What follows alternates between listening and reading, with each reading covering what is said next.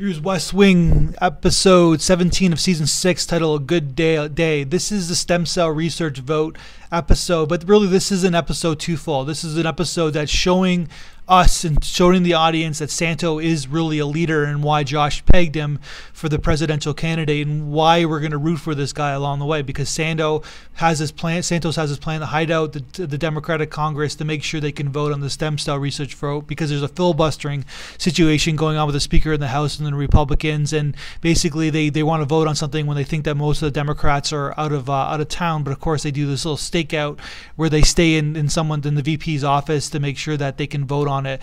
But it's also showing that Santos is a true guy. Like he has conviction, but he's also a leader.